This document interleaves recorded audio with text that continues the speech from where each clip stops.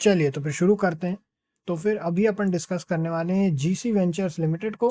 अभी इनकी जो करंट प्राइस चल रही है वो अकॉर्डिंग टू स्क्रीनर 223 चल रही है। अपन इनकी जो करंट प्राइस है वो यहाँ पे अपन फिर से एक बार ओपन कर लेते हैं, कंफर्म कर लेते हैं, क्योंकि जैसा कि आप लोगों को पता है कई बार ये थोड़ा सा लैग रहता है इसमें। 222.60 यहाँ पे 223 दिखा रहा है, एग्जैक्ट प्राइस है 222.60। 14.10% की बहुत बढ़िया रैली इस स्टॉक ने की है आज, और बुक वैल्यू चल रही है 283 रुपीज़ की। जो कंपनी है वो basically real estate development, power generation, financing and investing activities में है। अब अगर इनके मैक्स चार्ट की तरफ अपन चलें तो ये अभी अपने ऑल टाइम हाई को टच की हुई है 222.60। अब इसके बाद में प्रोज एंड कॉन्स में देखें तो पहले बुरी खबरें देख लेते हैं। पुअर सेल्स ग्रोथ है 27.6% का ओवर लास्ट 5 ईयर्स। उसके बाद में रिटर्न ऑन इक्विटी लो है 2.70% की लास्ट 3 ईयर्स से। अर्निंग्स में 1.32 करोड़ जो है वो अदर इनकम इंक्लूडेड है। वर्किंग कैपिटल डेज जो है वो इंक्रीज हो गए हैं 1170 डेज से 1916 डेज। अब अगर प्रोस की बात करें, कंपनी ऑलमोस्ट डेट फ्री है। स्टॉक जो ट्रेड कर रहा है वो 0.79 टाइम्स चल रहा है अपनी बुक वैल्यू से। अब अगर अपन यहाँ नेट प्रॉफिट की बात करें तो कंपनी के ज़्यादातर क्वार्टर प्रॉफिट में रहे हैं। ये क्वार्टर में 4.44 करोड़ का इनको प्रॉफिट हुआ है। उसके पहले 5.68 करोड़ का हुआ था। उसके पहले नेगेटिव था -11.08 करोड़ का। इस क्वार्टर में 4.44 करोड़ का प्रॉफिट हुआ है।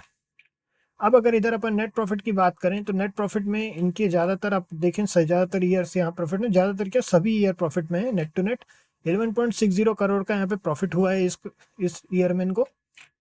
अब अगर अपन लोग कैश फ्लो की बात करें तो 35.24 करोड़ का पॉजिटिव कैश फ्लो है। उसके पहले 0.87 लैक्स का था, फिर 0.87 करोड़ का था जो 87 लैक्स होता है। उसके पहले -142.56 करोड़ का नेगेटिव था।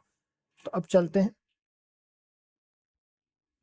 अब यहाँ पे अपने को शेयर होल्डिंग पैटर्न में अगर प्रमोटर होल्डिंग देखें तो 67.72% की है, जो कि इन्होंने अपनी 2022 में बढ़ाई है। उसके बाद में फिर 2023 में 67.72% की DIAs की कोई होल्डिंग नहीं है। पब्लिक की जो है 32.29% की होल्डिंग है। अब अगर अपन देखें तो अपने ATH को टच किया हुआ है, ऑलरेडी ब्रेकआउट हो चुका है। तो एक बहुत ही सिंपल से अपन एक व्यू बनाएंगे इसमें, और कोशिश करेंगे कि अगर इसको ब्रेकआउट मिलता है तो अपन, हो सकता है कि उसमें कोई अपसाइड मोमेंटम आए तो अपन उसमें एटलीस्ट रहें। तो फिर अपन यहाँ पे देख सकते हैं कि 232.20 के ऊपर एक मोमेंटम आने की उम्मीद है, लेकिन अपन थोड़ा सा और सेफ्टी रखेंगे क्योंकि ये ATH है।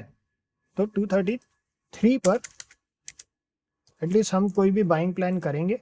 GTT हमारा 233 के ऊपर ही लगाना हम सोचेंगे। अच्छा, किसी ने पूछा था कि अगर मल्टीपल को ट्रैक करना हो तो कैसे एंट्री प्राइस ट्रैक करना होता है। GTT एक अच्छा उपाय है इसका। GTT ट्रिगर लगा करके आप उसको रेस्ट कर सकते हैं। वो ज़्यादातर मेल भी आ जाता है GTT का, और कई बार मैसेज भी आता है ऐप में।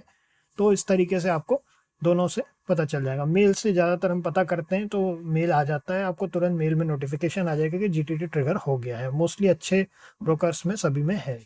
ठीक, तो बस इसमें इतना ही है। 233 के ऊपर ही कोई उम्मीद है। और अगर मान लीजिए चूंकि ऑल टाइम हाई है तो हमारी जो प्रोसेस होती है 5 मिनट पर अपन ट्रेल करते हुए चलते हैं और स्टॉप लॉस को क्लोज रखेंगे। क्वांटिटी को उतना ही रखेंगे जितने का कि अगर 1 रुपी भी डाउन होता है तो आपको कोई बहुत बड़ा नेगेटिव ना लगे, है ना।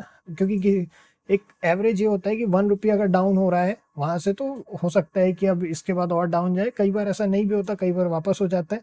इस तरह की अनप्रडिक्टेबिलिटी से बचने के लिए ही अपन डाइवर्सिफिकेशन करते हैं और स्टॉप लॉस इसीलिए लगाते हैं ताकि बहुत बड़ा नेगेटिव हमें फेस ना करना पड़े, चाहे जो भी सिचुएशन हो। ठीक, सो इसमें इतना ही है। ओवरऑल 233 के ऊपर ही कोई व्यू बनाएंगे, और बस इसमें इतना ही है। नेक्स्ट में मिलते हैं। ओके।